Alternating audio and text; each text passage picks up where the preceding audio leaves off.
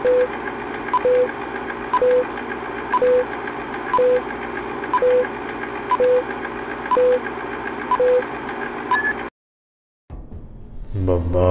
akong hindi man lang nakikita ang ningning ng bukang liwayway sa aking bayan.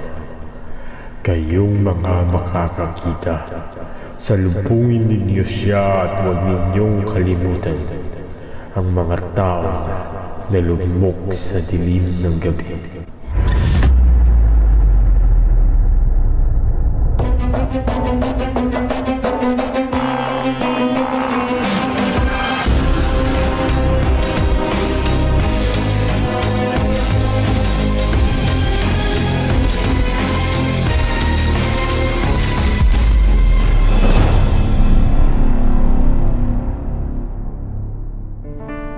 Sa gitna ng kaguluhan ng kolonyalismo, sumibol ay isang bayaning nangangalang Jose Rizal. Siya ay hindi lamang isang doktor, manunulat at makata, kundi isang simbolo ng pag-asa at pagmamahal sa bayan. Sa kanyang buhay, nakita natin ang paglalapat ng mga pangunahing halaga ng mga Pilipino. Mga halaga na tutulak sa atin na magsikap para sa isang mas mahusay na kinabukasan. Sa gitna ng mga katipunero, nakita ni Rizal ang kahalagaan ng pagkakaisa, kahit na magkaiba ang kanilang mga paniniwala at pananaw. Nagkaisa sila sa isang layunin, ang kalayaan ng Pilipinas. Si Rizal, bagamat hindi sumali sa pakikipaglaban, naniniwala na ang pagkakaisa ang susi sa ang pagkakaisa, ang lakas ng isang bansa. Kung magkakasama tayo, walang makakadlang sa atin. Paano natin maipapakita ang pagkakaisa sa ating pang-araw-araw na buhay?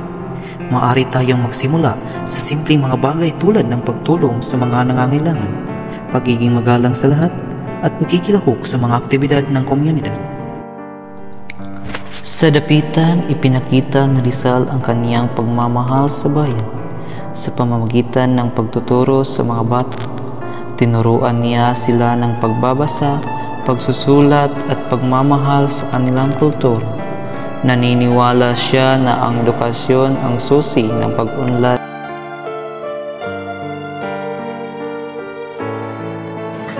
Pag-ibig sa bayan ay hindi lang salita, hindi sa gawa. Sa kanyang mga sulatin, madalas na mababasa ang pananampalataya sa Diyos ni Rizal. Naniniwala siya na ang Diyos ang nagbigay ng lakas at gabay sa ating buhay.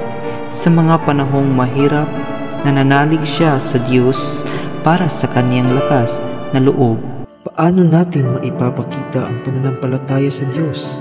Maaari tayong magsimula sa simpleng mga bagay tulad ng pagdarasal, pagsimba, pagtulong sa mga nangangailangan, at pagiging mabuting tao.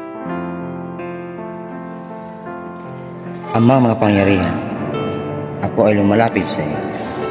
Bigyan mo ako ng lakas ng loob para harapin ang mga mangyayari sa hinaharap. Hindi ko alam ang mga mangyayari sa akin, ngunit ako ay mananatiling may pananalig sa iyo at paniniwala. Ako ay nananampalataya sa iyo na protektahan mo ang aking pamilya, ang aking ina, mga kapatid. Amang mga pangyarihan, ikaw na ang bahala sa akin. Ako ay nanalangin sa iyo. Naway magkaroon ng katuturan ang lahat ng aking mga gagawin. Amen. Sa kaniyang pamilya, ipinakita ni Rizal ang paggalang sa buhay. Mahal na mahal niya ang kaniyang mga magulang, kapatid at mga kaibigan. Naniniwala siya na ang pagmamahal sa pamilya ay mahalaga para sa kapayapaan at kaayusan sa lipunan. Paano natin maipapakita ang paggalang sa buhay? Maaari tayong magsimula sa simpleng mga bagay tulad ng pagiging mabait sa lahat, pagtulong sa mga nangangailangan, pag-iwas sa pananakit, at pagiging responsable sa ating mga aksyon. Binibini, magandang gabi. Maaari ka sumama sa akin. Oo manhin, Ginoo, ngunit ako'y nagmamadali. Huwag kang mag-alala, ngunit ay sandali lamang. Ayoko po, Ginoo. Ginoo, maulang galang lang.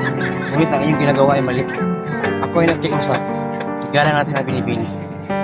Ipaglalaban niya ang karapatan ng mga Pilipino, gaano man sila kahirap o kapangyarihan. Kapatid, may mga usap-usapan na ikaw ay darapin dahil sa iyong mga susulat laban sa mga Espanyol. Alam ko, ngunit nagpapatuloy ko pa rin ito para sa ating bansa, Pilipinas. Ngunit, kung sakali man ako'y darapin, ikaw lang mahalaga. Sa kanyang mga sulatin, madalas na mababasa ang kalayaan na pinaglalaban ni Rizal. Naniniwala siya na ang bawat tao ay may karapatan sa kalayaan. Gaano man sila kaiba sa atin, ipinaglaban niya ang kalayaan ng Pilipinas mula sa mga Espanyol. Ang kapayapaan na ninanais ni Rizal para sa Pilipinas. Naniniwala siya na ang kapayapaan ay mahalaga para sa pag-unlad ng bansa. Ipinaglaban niya ang kapayapaan sa pamamagitan ng kaniyang mga sulatin, mga gawa at mga sakripisyo. Naniniwala siya na ang pag-ibig sa bayan ay mahalaga para sa pagkakaisa at pag-unlad. Ipinakita niya ang kaniyang pag-ibig sa bayan sa pamamagitan ng kaniyang mga sulatin, mga gawa at mga sakripisyo. Pagsulong ng kabutihang panlahat na pinaniwalaan ni Rizal. Naniniwala siya na ang pagsulong ng kabutihang panlahat ay mahalaga para sa pag-unlad ng bansa. Ipinaglaban niya ang pagsulong ng kabutihang panlahat sa pamamagitan ng kaniyang mga sulatin, mga gawa at mga sakripisyo.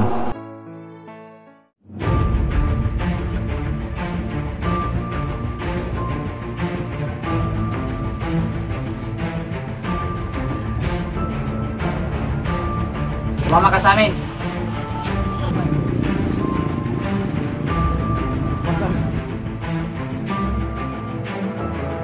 Jose Crutasio, Rizal Mercado, Alonso, Raya Londa, alam mo ba kung bakit ka narito? Hindi po. Hindi ka ba nangangamba sa maaaring mangyayari sa iyo? Hindi po ako nangangamba. Dahil alam kong wala akong kahit na anong nilabag na batas.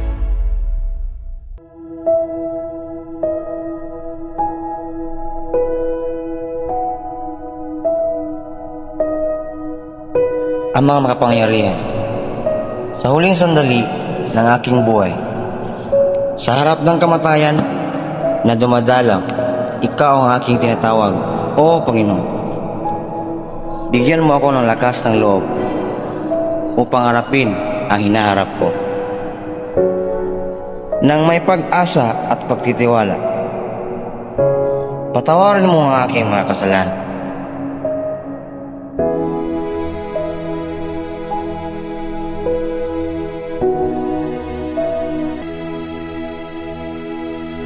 Bago ang mga kaganapan nangyari sa buhay ni Rizal, siya ay naging isang mabuting mamamayan.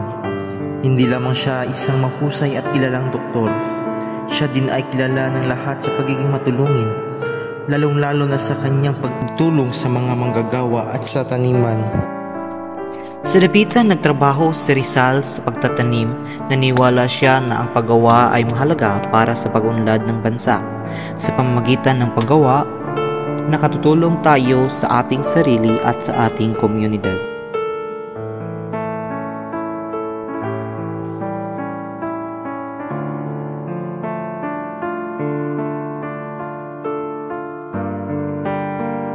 Pagiging mabuting mamayanan ay nagsisimula sa paggawa ng simpleng bagay, pagkakaisa nating mga Pilipino, pagmamahal sa sarili nating bayan, pananalig sa Panginoon, pagsunod sa batas at higit sa lahat ay ang ating pagiging responsable sa ating kapaligiran. Kung ganun, sa simpleng bagay na ito, maaari natin may pagmamalaki ang pagiging mabuting mamamayang Pilipino. Ang pagiging isang mabuting mamamayan ay hindi lamang tungkol sa pagsunod sa mga batas. Ito ay tungkol sa pagyakap sa mga halaga na nagpakilala sa atin bilang mga Pilipino. Ang pagkaisa, ang pagmamahal sa bayan, ang pagpananampalataya sa Diyos, ang paggalang sa buhay, ang paggalang sa batas at pamahalaan, ang pagiging masipag, ang pagiging matapat, ang pagiging makatarungan, ang pagiging mapagmahal, ang pantay na pagtingin sa lahat, ang pagnanais para sa kapayapaan, ang pagsulong ng kabutihang panlahat, ang pag-alaga sa kapaligiran at ang pagnanatili sa kaayusan.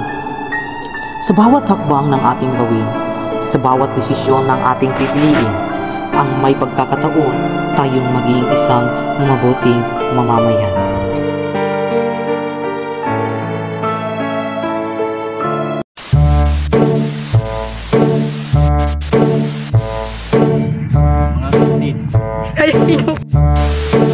Mabuhay ang Pilipinas!